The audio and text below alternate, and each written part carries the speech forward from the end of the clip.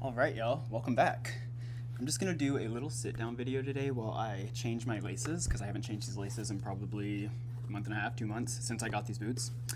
And I'm going to talk about how to get into figure skating and how to self-teach. I know that this is kind of like a weirdly taboo subject within figure skating communities because it is a difficult sport to self-teach.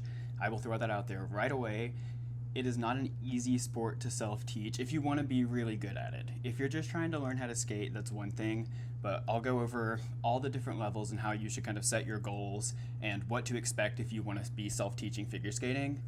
And I will talk to you about all of the mistakes that I made, all of the things that I think I have done well, all the things that I think I've done badly and had to learn from. I'm a big learn from consequences kind of person myself. I kind of have to learn from consequences before I really take that to heart. So I have lots of experience in doing the wrong things, and I can help to kind of steer people in the right direction, hopefully. So I'm going to start taking the laces out of these skates, and I will talk a little bit about, I'm going to go through kind of like step by step what you really need to do to go from I've never skated before, I don't even know what figure skating is, because that's where I was, to then self-teaching and then, trying to be as good as you possibly can at it. So I went and wrote down every step in the process that I could really think of and all of the really important things. There are about a bajillion and a gazillion things that you have to think about with figure skating, period, even if you're not self-coached. It's just such a complex sport, and it really is like part sport, part art, part math and science and like physics. It's a very complex sport. So there is a lot to it, and there's a big learning curve, I feel. Now I kind of feel like I'm on the other side of the learning curve, which doesn't mean that the learning stops. I don't know everything. I don't even know close to everything, but I feel like I have a better grasp on how to, understand what I need to do as a figure skater, like technique wise, but also kind of coaching and, understanding me as a athlete. I think it's kind of it's kind of weird to call myself an athlete, but I guess in this situation. But I'll just get into it instead of talking for a million years. The first thing that I think you need to do is to set your goals.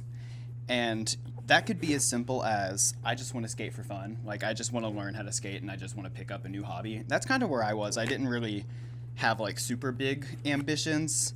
I am the kind of person, like I am a pretty ambitious person when I get into something. When I have a goal, I really want to do it. So of course, as soon as I saw artistic skating and I could like see that you could do spins and jumps and stuff like that, I was like, I want to do that. I want to do that right there. So that for me was my goal, pretty much, was like jumping and spinning, which is funny because that's exactly what my name is on social media now. But jumping and spinning really was like the things that kind of drove me to want to continue practicing.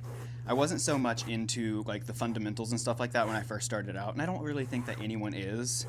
But that's another one of those things that you come to learn throughout time skating, that the fundamentals are not only really important to learn, but like the fundamentals are jumping and spinning essentially. Like, and not that spinning and jumping are the fundamentals themselves, but things like edges and turns and skating skills and things like that are just so vital in jumping and spinning and all the cool flashy tricks that you see. It's really hard to do those things well if you don't have a very strong foundation, and that's why it's a difficult sport to get into as an adult sometimes, because it takes a long time to learn those fundamentals. They're not things that come easily, and I would say that some of the fundamentals, like I was doing scratch spins way before I could do like a counter or a rocker, at least a good and like real counter or rocker or whatever it might be. Especially at outer forward loop, I learned my scratch spin within, a few months probably, whenever I first got a pair of quad skates. I didn't learn an outer forward loop until this year, so it's been about 4 years that it took me to learn that. I probably could have learned that faster if I would have focused a lot on it, but also those are just hard. They're very difficult if you don't have the fundamentals and the foundation to really be able to do something like that. So for me, outer forward loops were just so difficult. And the reason that I would say to set your goals, and this actually has to do with learning an outer forward loop, is because unfortunately gear makes a pretty big difference in skating. And I am somebody who really is like a true master never blames their tools. Like, I think that you should be able to try to make everything work if you can, but there are some aspects of your gear that are just non-negotiable. Like, the fit of the skate should really be as good as you possibly can get it If your skates don't fit, you're doing yourself a massive disservice, and I can say that from experience because I started out in some pretty cheap skates, and if you don't know if you want to stick with the sport yet, I say get the cheap skates. I know that the gear really does make a big difference, and if I had gotten a pair of skates like these are about the nicest skates that money can buy, for inline especially. I have the Rollline Linnea plate, I have a Resport RF1 boot. These probably total, retail price, they total about $1,300, which is insane to say. And when you're not like a skater, that number is just like, whoa, $1,300, oh my gosh. But now as a skater, I'm like, yeah, it's $1,300, but it'll last you for a year. You would hope that it would last you for a lifetime, but it won't. But that's why I say, get the cheap pair of skates if that's really what you can do. Mostly just do what you can do. You know, buy the nicest skates that you can, but if you can't get a pair of skates like these, and if you're a beginner, you don't need a pair of skates like these, especially the boot. I would recommend this frame to anybody who wants to inline skate, but the boot, you want a lower level boot. You want a softer boot. You want something that's not this stiff, because you're not going to be able to learn as easily in it, and it's going to take you a lot longer to break the boot in, to adjust to it. I do think that, like, for adults, over booting, which is buying a boot that's too stiff for you, I don't think it's that much of an issue. Personally, like, I was definitely over booted. I got these RF1s when I was still just doing single jumps, and these are for triples and quads. These are an ice boot, but they're for triples and quads. They're the highest level boot that you can pretty much get from Resport.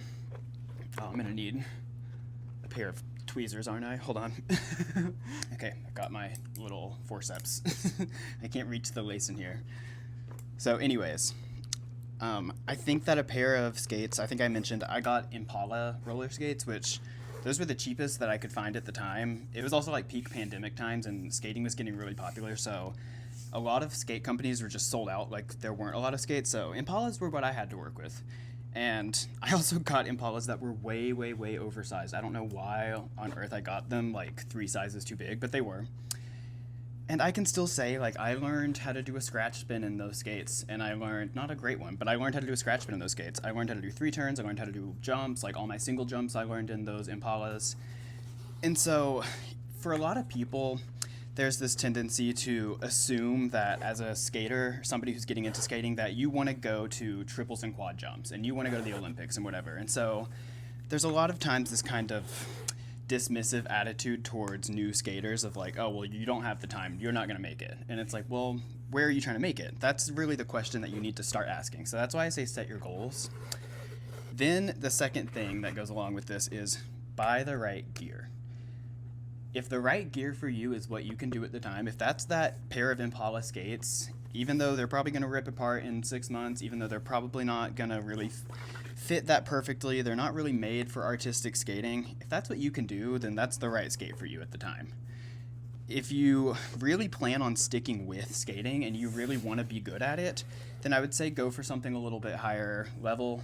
You get what you pay for, so honestly, the higher up you go in money, the better quality the skate's going to be generally. Like, there are some skates, like I think Resport is one of the cheaper figure skating brands. These RF1s retail for about $750, whereas a pair of Idea Ice Flies or Pianos or something I think is about $900 to $1,100, somewhere around that range. So these are very comparable to those, and they're about $150 cheaper, but you're not going to find, like, I could not find a pair of skates that are right for me under $700 pretty much for the boot, and that's retail. I actually got these for about $450 because I ordered them through a European website, which gets you a discount because of the exchange rate. I think I've covered that in another video. I won't go into a crazy tangent, but moral of the story, just do what you can. But also, if you plan on sticking with it for a long time, make sure you're going to get something that's not going to limit you and make you feel like you're the problem, because sometimes there are a lot of things, like with this outer forward loop, I'll tie it back together.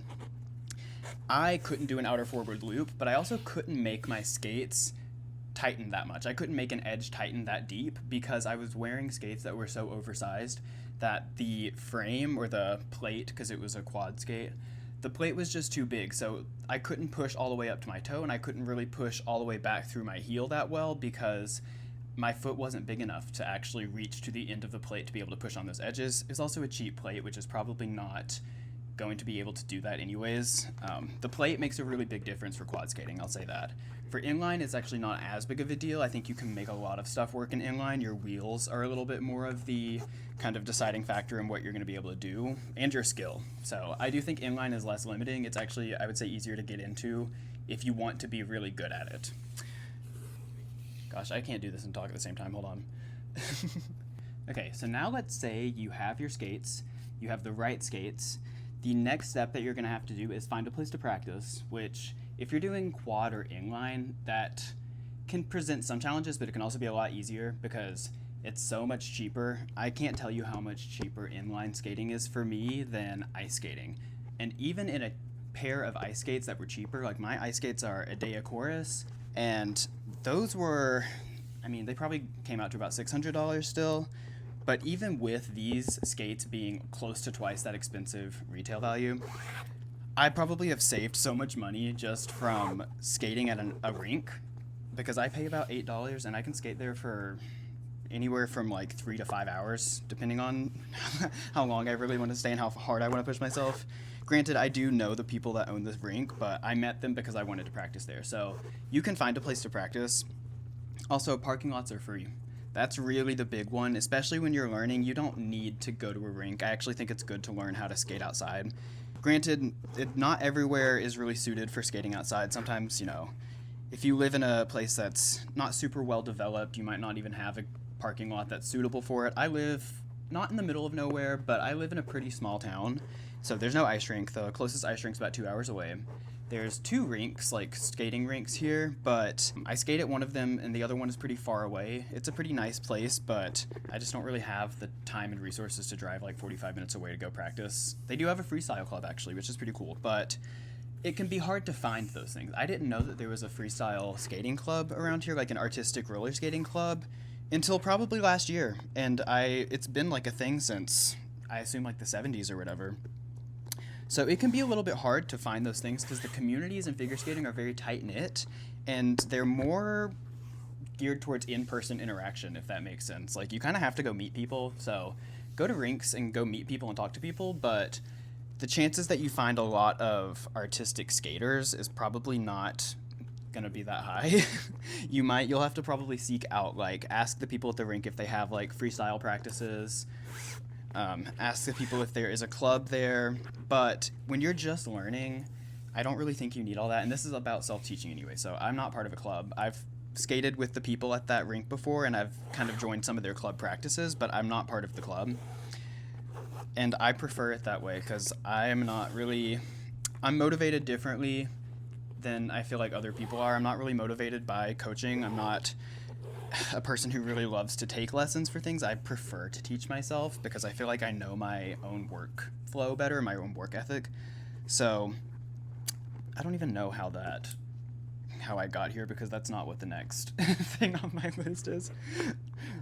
Yeah, but you'll have to find a place to practice. And again, for me, I live kind of like out in the mountains a little bit, so people are always saying go practice in a parking lot, and I do practice in like parking garages and stuff like that are a little more developed, but the parking lots here are not suitable for skating. They're usually pretty cracked. They're usually like a black top or like asphalt, which you can skate on it. I skate on asphalt pretty frequently, but it's not the best. It's kind of the wrong mixture of like grippy and slippery at the same time, where it's just kind of hard to practice on, so I think it'll be a little harder. So I say find a parking garage if you can. That's probably the best place I've found, because the land around here is not flat. Also, that's the biggest thing about trying to find like a parking lot to practice in or something, is that there's not much flat land out here. So unless you're going somewhere like a tennis court, which they level off to make it actually a literal level playing field, unless you're going somewhere like that, you're not always going to find like a suitable place to skate. And if you live in a super populated area, then skating at a tennis court might present some challenges too, because there's probably someone using it, and they probably don't want you there, frankly. I've never been kicked. Actually, that's not true. I have been kicked off of a skating on a tennis court before. So you do have to kind of weigh like your options and the risk of potentially getting kicked out of a tennis court. They're probably not gonna like arrest you or anything, but you got to make do with what you can. So For a long time, I practiced on a tennis court that was closed, and I would have to like kind of squeeze through a gate to get in sometimes. But it was perfect. It was like a huge open tennis court, nobody's there, so that was the place that I could skate during that time in my life. Now I go to a college campus and I use their tennis or their parking garage. I use their tennis court sometimes too.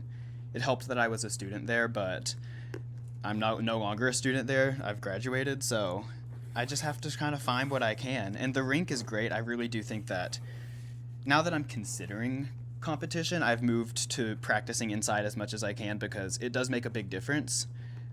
It takes a little bit to adjust going from indoor to outdoor or outdoor to indoor. And if I'm practicing a lot outdoor and I go back to the rink, I'm not usually that good. I usually make a lot of mistakes because I'm just kind of in the same flow of like skating outside, or I have the same kind of muscle memory built up. And so I usually push a little bit too hard, I lean a little too hard, I try to jump a little too hard, stuff like that. So it is good to have a consistent place to practice, but that's not always realistic. I think that a big part of the learning curve is literally just learning how to be on skates and be comfortable. So you can kind of do that in a lot of different places. You can literally practice in like your kitchen if you want to, especially if you're not skating that fast and you're kind of working on things like standstill, pivots and stuff like that, especially jam skating, which that's not really what I'm talking about, but it goes for jam skating. You can practice that in a lot of different places, and it doesn't have to be like a really nice or big place to practice at first.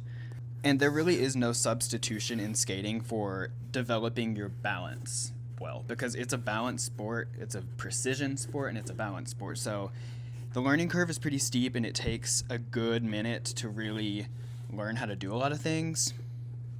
But there's not always like something that somebody can tell you that's going to make you learn how to skate backwards or something like that. You kind of just have to struggle through it and know that you're going to fall, learn how to fall, learn how to stay safe while you're kind of learning new things. And when you first start skating, that's, the best time you can possibly have to do that, to learn how to take a fall, because I take some nasty falls. I've never gotten hurt from skating. I've only ever gotten hurt on foot from like rolling my ankle or something like that, which you can't really do anything about that. So learning how to fall, learning how to take a fall and not get hurt is a huge thing that you need to learn how to do that. And you probably will either way because you're going to fall. That's just the nature of skating. You're going to fall, you have to fall, and you have to fall and get back up, and you have to not really worry too much about it. Keep yourself safe, but I have a tendency to try to mitigate as many falls as I can, and sometimes it prevents me from making progress because I'm just putting off something that I kind of have to try to do, and I'm probably going to fall a few times in the process. So learning how to fall and learning how not to be afraid of falling is key. So during those first stages, it's not so much like technical as far as, there's things that you need to do, like bend your knees, keep your chest up, but those are the things that you're going to hear from pretty much any beginner coach or anyone who's coaching a beginner skaters. They're going to teach you all of the bend your knees, keep your chest up. You can Google that stuff and find it in 5 seconds.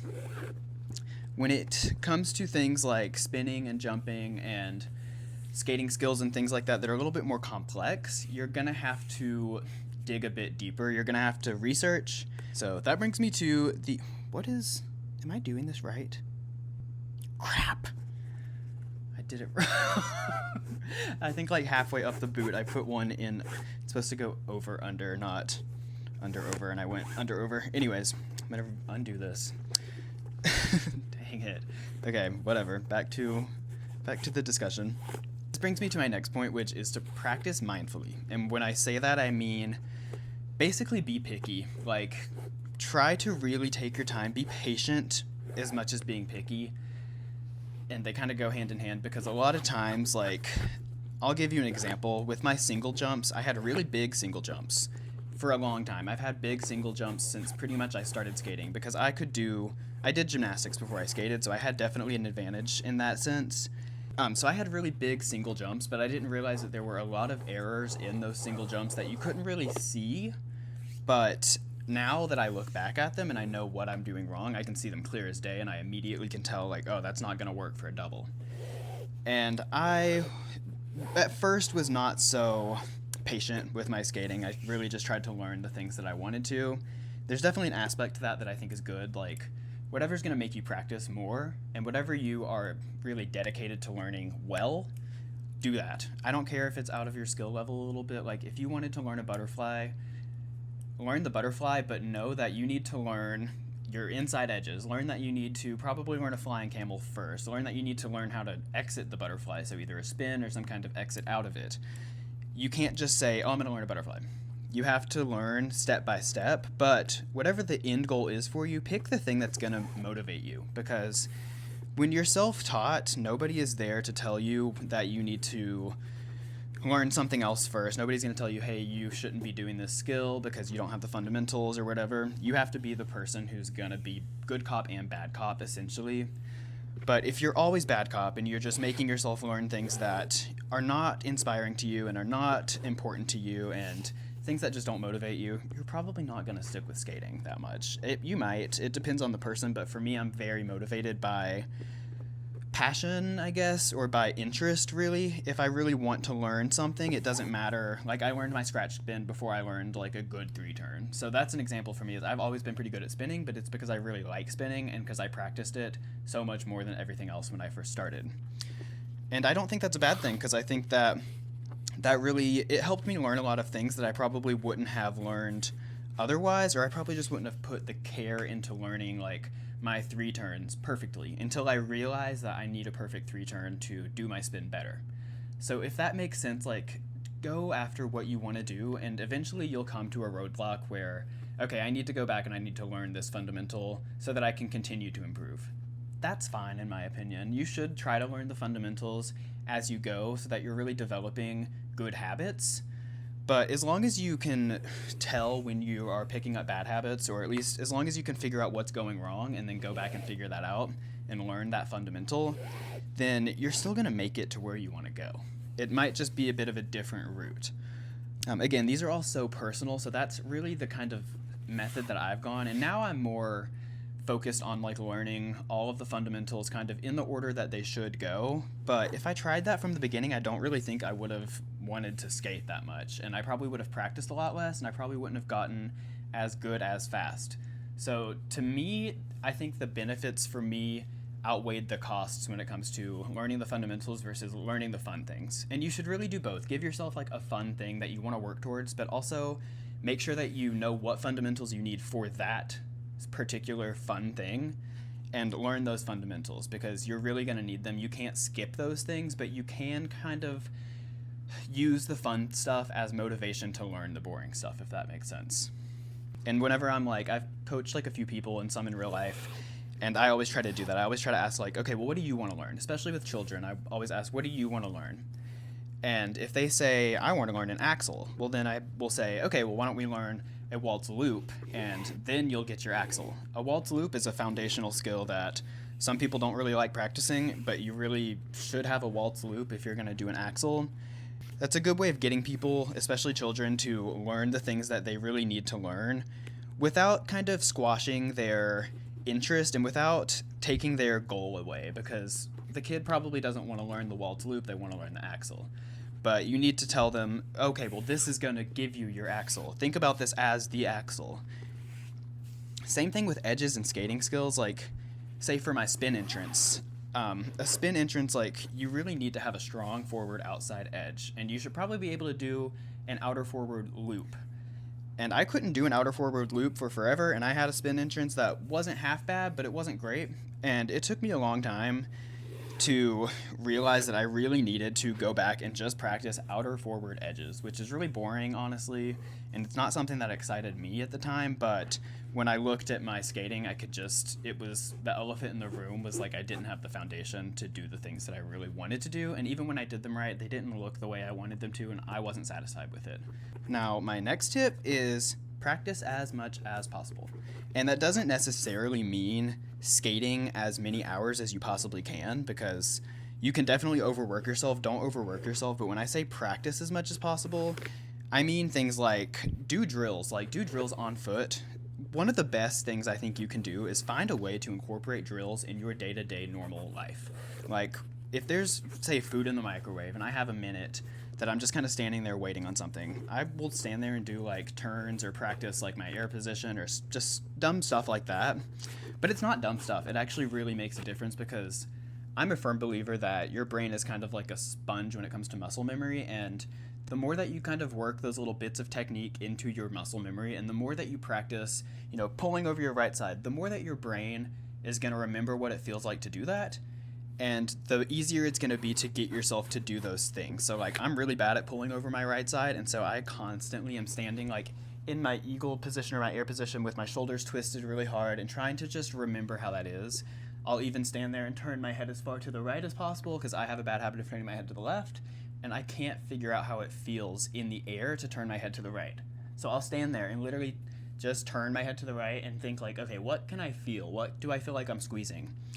Those kinds of things make a big difference, and if you can just do some little drills throughout your day, or give yourself 10 minutes in the morning that you're going to do some off-ice drills, or you're going to practice yada yada, or to find a place that is easily accessible for you to practice. Like, one thing that was a huge benefit to me when I started is that I lived at my parents' house and they had a driveway that I could skate in, and sometimes our garage was empty enough that I could skate in there and practice. So I would stay out in our garage until 2 a.m. skating.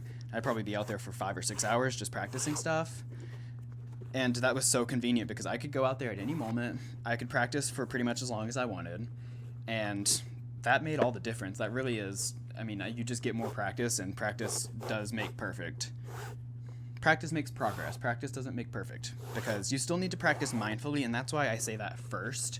It's because you can practice as much as possible, but you can be practicing the wrong thing. And just like I think that your brain is a sponge with muscle memory for good technical corrections that you need to make, like for breaking bad habits and stuff, your brain is also a sponge for picking up bad habits, almost more so, because whenever your brain makes that connection that, oh, well, I did blah, blah, blah, and it worked. Oh, I turned my head to the left and the jump felt great. Well, you're going to want to turn your head to the left every single time, but you have to know, like, that's not a good thing. And so that's why I say practice mindfully and do your research about technique. Like, watch skaters who have really solid technique and try to just mimic them. Like, that's pretty much how I started trying to learn anything about technique, was just watching really good skaters, slowing down a video of like Yuzuru Hanyu or Unikim or somebody who just has very classical jump technique. You can learn a lot. It took me 2 seconds to look at somebody, like when I saw, specifically I looked at Alina Zagitova's triple Dutch triple loop, and I immediately picked up like, oh, she's turning her head to the right as she jumps. Those kinds of things, like, if you just take a little bit and you look and pay attention, you'll notice those technique points that you might not understand the reasoning at first, but you know that it's doing something. So just watching other people and mimicking them and trying to literally like watch the video and move the same way that they're moving step by step, that makes a big difference. I learned most of the things that I know about technique on my own, and I've always gone and tried to like fact check everything that I say. Like, I'll go to coaching platforms and stuff like that, or ask people if I have to, like, hey, is this correct? Like, I think this is right, but I don't really know if this is, something that other people think, when it comes to like technique and stuff like that. And a lot of the things that I picked up from just watching skaters are actually correct. And there are things that you might not even hear other coaches say, because for figure skating, it can be a very mental sport and it can be a very technical sport. And so some people have a tendency to teach very mental.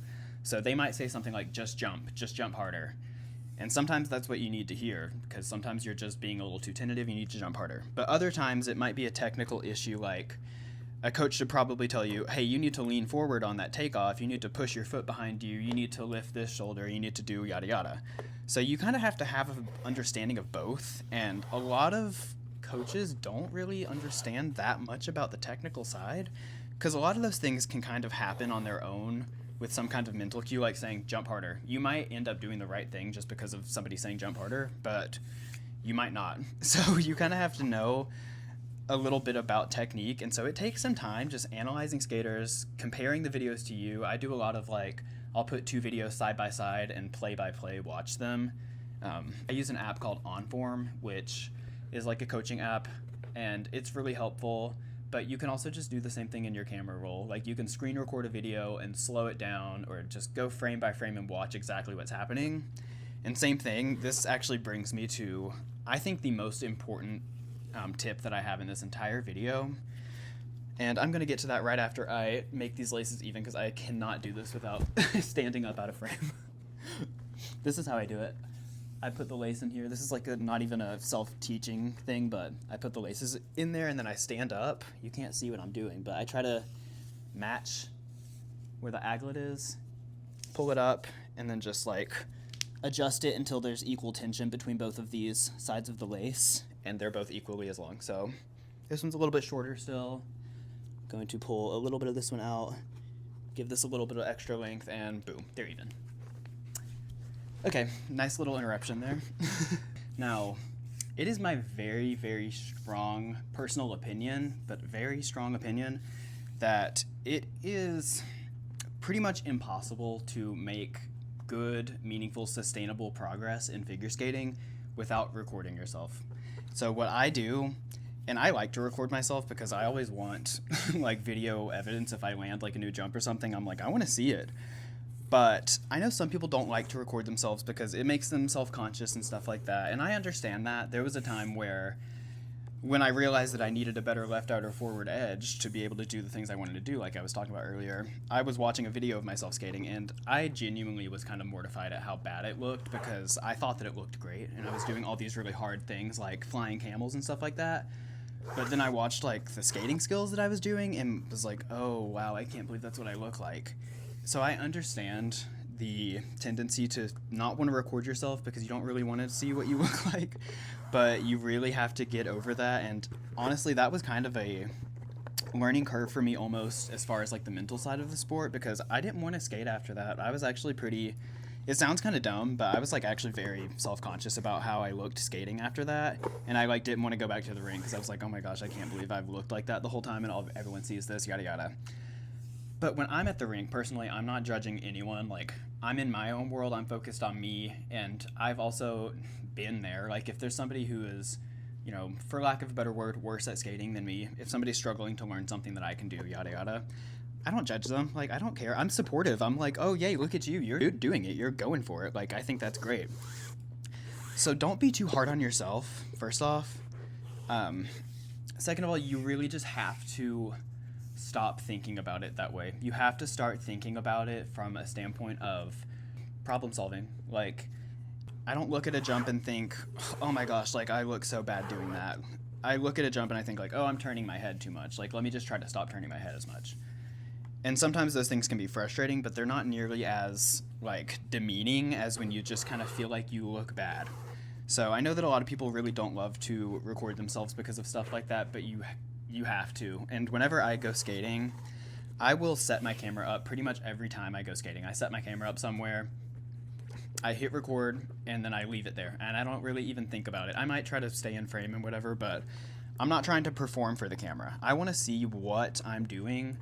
And then whenever I'm done skating, I go home and I look through all the videos, and if there's anything that I remember that was notable, I try to find it and look at it. If I fell, I always look at, why did I fall on this jump? Or, what was I doing wrong? Are there any bad habits that I need to be aware that I might be picking up? If you don't record yourself, things can feel very different than they look. And just like I thought that I looked great when I was ice skating at the rink, and then I got home and looked at the videos that I had taken that day and was mortified at how bad it was. It felt great and it looked bad. Other times it's going to feel really bad and it's not going to look that bad at all. It's actually going to look pretty good.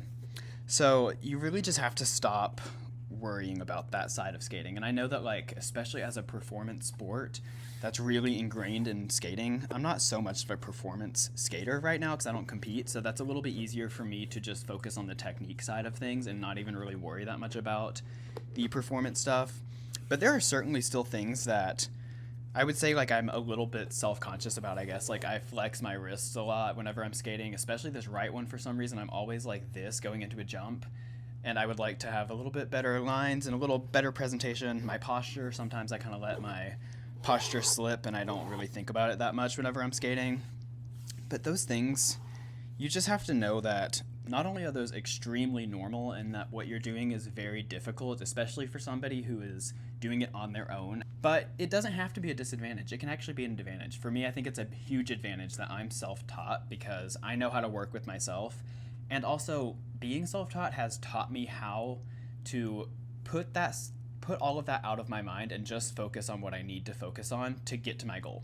But like right now, my goal isn't really competition. I'm getting a little closer, actually. My goal has never been competition, but I've kind of told myself like, well, if you get good enough technique-wise and technically, like if you can land all the jumps that you need for a competition, well, then you should focus on your presentation and focus on the side of the sport that is geared towards that. If your goal is competition, then you want to focus on those things as you're learning. But personally, I think that kind of slows me down. I would rather really try to learn all the jumps and the spins that I need, and all the footwork also. I think footwork is just as technical as jumps and spins. So when I say technical, I don't just mean jumping and spinning. I mean turns, step sequences, stuff like that. But the choreography side of it, like I'm not a good dancer. I have good rhythm, but I'm a terrible dancer as far as like just knowing how to dance. So that's something that I'll have to work on. Like I'll probably have to take a dance class or, get a program choreographed for me and learn how to do that, because I'm not good at dancing. That is not my strength at all. And I'm not a performer. I'm really not a big, like, center of attention kind of person. So that's another thing that I would really have to work at. But you work at it and you get better at it. So it's not something that I'm, like, ashamed of. It's just something that I know that I'm going to need to work on that. And that's fine. There's always something to work on, which is my favorite and sometimes least favorite part of skating, is that you're never done. Like even when you land a jump, it can always be bigger. You can always come out of it earlier. You can always get your feet closer together. There's always something to work on. And then you land the jump. Maybe you do the jump perfect. There's nothing you can fix. Well, you have 6 other jumps that you need to learn, or 5 other. Well, then you have 5 other jumps that you need to learn. Then you have spins that you need to do perfectly, which there's kind of an infinite amount of spins that you could possibly do. And then there's skating skills, and then there's choreography, and then there's just like speed and athleticism and all of these things, and nobody has it all. I know that when you watch pro skaters, it can seem like they have it all and that they can just do stuff so effortlessly. And I am really jealous of like skaters that can walk into a rink and not warm up and go jump a double axel and do it perfectly fine. But you don't see everything. Like those skaters, some of those skaters might not be able to do some somewhat simple things. Like there are people that land quad jumps that can't do spirals, and there are people that do incredible spirals that can barely do a spin. So it's just so not linear, and it's not even really like a scale of good to bad. It's all of these different areas that you have to kind of work on separately and pull them together. And so there's not really a good way to quantify progress in that sense. And there's not a good way at all to quantify how good somebody is. And there's no point in comparing yourself to somebody else, because especially when you're self-taught, like you're just in completely different situations. And you're not going to have the same advantages, and you're not going to have the same progress timeline that a professional skater has ever had. So don't be afraid to record yourself. In fact, record yourself. Like that's the non-negotiable to me. Like all the other things have been kind of negotiable, or at least, there's some like room, some kind of wiggle room there. Recording yourself, it's my strong opinion that is absolutely necessary. And not only recording yourself, but really paying attention and analyzing. So I said, like, I set my camera up every single time I go skating pretty much, and I record at least most of my practices. If there's something that I want to see what I look like, or if I'm, working on something, I want to know what it looks like. I set my camera up, and when I get home, I look through all those videos, and I cut out the clips that I want to look at, and I do all the things. I put them side by side to the skaters I want to look like. All of that stuff, it's so imperative, because the biggest thing that a coach can do for you is be a second set of eyes. Because a coach can never be out on the competition floor with you saying, hey, lift your left shoulder a little bit more, jump a little bit more through your right knee, or whatever it is. But they're there to tell you what you're doing wrong, because without that, there's so much happening in skating that there's just no way to understand every single thing that's going on, especially in like a jump. You fall backwards, you don't always know why that happened. You might know why it happened, but it takes experience and it takes time to learn. If I do this thing wrong, this is what's going to happen. And so watching a video back and really paying attention and trying to find the cause, trying to find the problem with this issue that you have, it goes a long way. Now, the next one kind of goes along with recording yourself, and that is research technique. not everyone is as into technique as I am, so I actually really enjoy researching technique, but some people don't enjoy that. Some people are more kind of like mental skaters, like they're a little bit more, they're the kind of people that you would tell to jump harder, not to lift your left shoulder or to push your hip out or whatever it might be. So there's definitely a gradient to this, but especially when you're self-taught, you don't have the knowledge that coaches have. So you have to have the knowledge that skaters have, which skaters know how something feels to them, and everything feels different to different people. So skaters have the feeling, coaches have the knowledge. When you're self-taught, you have to be able to have the feeling and the knowledge and to be able to put those two together, and eventually you'll get to the point where, you know, I don't always have to have a video to know what I did wrong. Sometimes I fall backwards on a jump and I know, oh, I was probably leaning forward on the takeoff for an axle or something like that. Or, you know, I know how to kind of put together the action and consequence that happens with skating.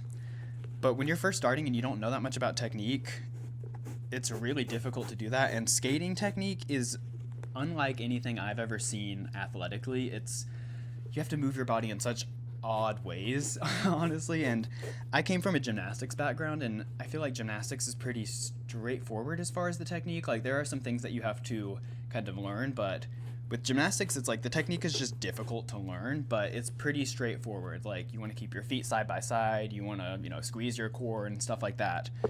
With skating, it's like you need to turn your right hip in, and you need to turn your head to the right, and then you need to pull your left shoulder over here. It's all these really odd things that if you grew up in skating, it might seem completely normal to be jumping with your legs crossed and your right leg straight and your left leg a little bit bent. But when you didn't grow up in skating, those things don't feel right. They feel weird. And it took me like forever to learn some technique points, like how to kick out of the circle on an axle. I think that took me a year of very consistent work just to learn that one technique point. That doesn't even mean the axle itself, just trying to learn how to fix my bad axle. It took me a year. And so you really just have to know a little bit about technique. And so that's part of the goal that I've had with this account, is to give people another resource. There aren't a ton of really, really great resources. And I try to make this like a resource that people can use to try to give technique points to beginners who might not really get that advice any other place besides a coach.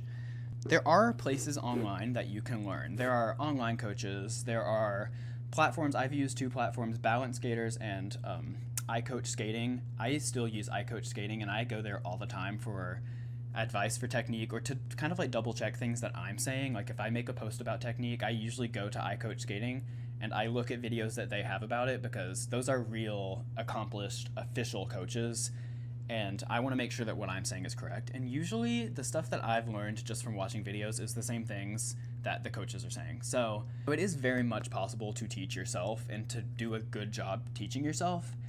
But even though I might know the right things to do now, there were years of practice where I was doing the wrong thing. So I'm still kind of dealing with the repercussions of being impatient and not really focusing that much on technique. And I didn't really understand exactly how important technique is, because again, I come from gymnastics. You can really muscle through a lot of things, and the technique plays into the judging a lot, but you can land, you know, a double layout that's really not that great if you're strong enough. But in skating, you really don't have to be that strong to do a lot of the things. You have to have really solid technique. And there's definitely a factor that is like strength and athleticism and stuff like that, but it's almost always more about technique than it is about physical strength. Physical strength really is not as big of a factor in figure skating as some people think it is. It still is, don't get me wrong, but it's not the deciding factor of if you can do a jump. 9 times out of 10, you could land the jump with a technique change rather than saying you just need to be stronger. So researching technique is really invaluable and is really another one of those things that I don't really think is negotiable, because you're probably not going to learn the right technique naturally. I don't think that any person on the planet would put on a pair of skates, and if you told them to do an axle, that you're going to jump off your left foot, rotate 1.5 times, and land on your right foot, you would see vastly different jumps, basically. You would see people who do it completely differently, and I don't know if you would see anyone who, without any other knowledge, would do an axle correctly. You really have to research technique, or you're probably just not going to learn the right technique. Like, it's not going to come naturally to you, is my point. So you really have to kind of deal with the unnatural feeling of skating sometimes too. Like sometimes things just don't feel right, and one day you do it and it starts to feel a little bit more right, and you start to feel a little bit more normal doing something. Like a split jump for me is a great example. I couldn't split my left leg out, because I had learned to split jump in gymnastics where I split with my right leg, and that was still me turning to the left. So trying to turn to the left and split with my left leg going back behind me, I was like, this doesn't make any sense. Like I couldn't even visualize what it would feel like. It was pathetic when I would try to do it. I could barely even jump off the ground. And I'm still learning that technique point for double flip and double loop and double lutz too, trying to lead with my left hip. That comes so unnaturally to me. So researching technique and dealing with that feeling of like, this can't be right, like this does not feel right. Sometimes you just really have to trust the process. That's another thing I should have on here, is just trust the process. Listen to people when they tell you things, because I'm telling you this as somebody who likes to be a rule breaker. I like to try to find the shortcut. I like to try to get the easy way out whenever I really want something. Like I wanted like a 1-foot spin before I really learned a 2-foot spin, that kind of thing. And honestly, I think that was fine for me back then.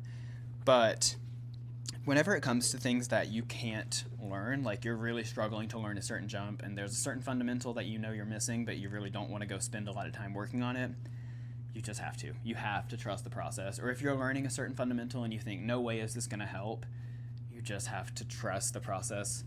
And you have to trust that figure skating has existed for, over 100 years, and the reasons that coaches give you are usually good reasons, or the kind of advice that coaches give you usually have really good reasons behind them. Not always. It's still important, I think, to question why we do things the way we do them and all those kinds of things. I think about that a lot. Am I just saying this because that's classic advice for technique? Or, like pulling over your right side. Do you actually have to be over your right side in the air? I actually don't think you do, but then it changes the technique that you're going to need on a landing. So then you have to adjust how you're going to do the landing. And so I think that there are usually very good reasons for most of the advice that coaches give, even if they don't know exactly why. So you really just kind of have to trust the process sometimes. But if the process isn't working and you've trusted the process and it's just not going anywhere, definitely back up, try to find something that is causing the issue for you. If you can't land a jump, try to work backwards and reverse engineer kind of what problem am I dealing with? Is it axis issue? Is it a height issue, rotation? And then go to the takeoff and look, what am I doing on the takeoff that's causing that? But you have to know about technique to really be able to do that. So researching technique is just imperative to me too. And then the last thing I really have is ask for advice.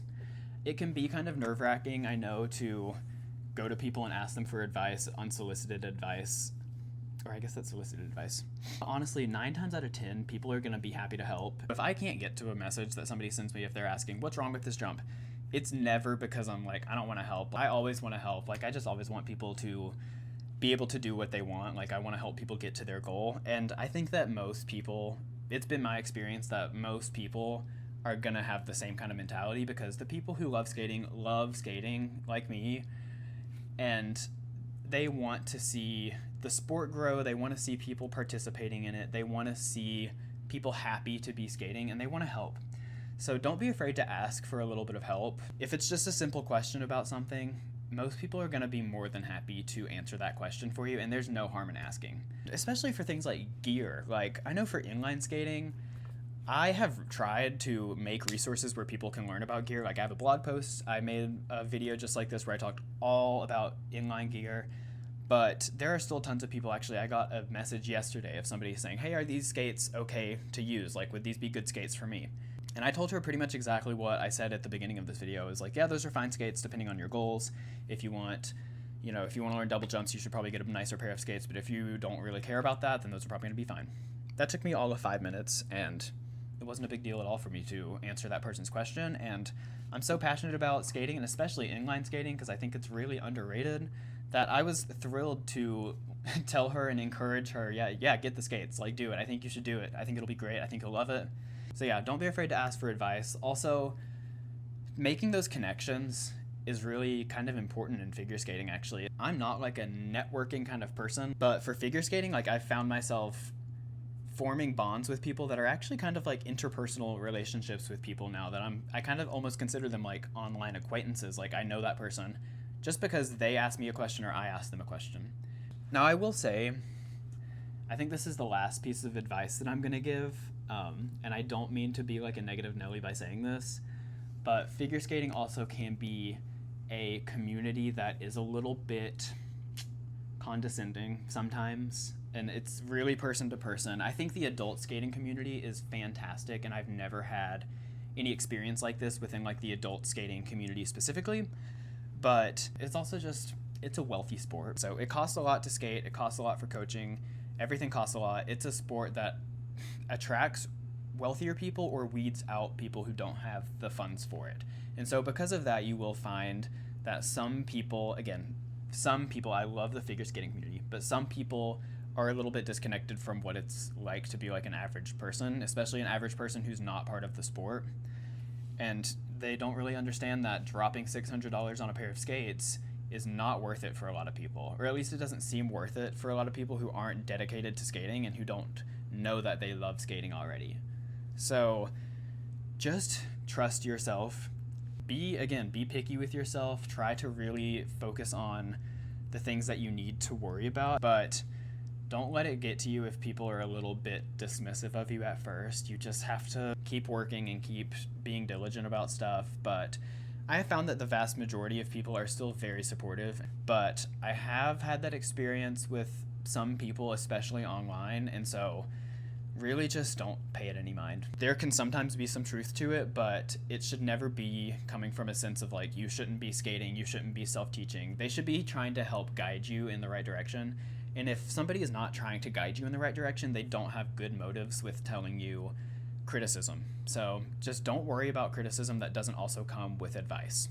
That's really the key here, is listen to advice, don't listen to outright criticism, because you can critique anyone. I could critique the best skaters on the planet, but does it matter if I don't have the answer to how to be better? No. So don't worry about that, and just do your thing and do what you can do, and work hard and you'll get where you want to get, honestly. So yeah, I think that's about all I have to say.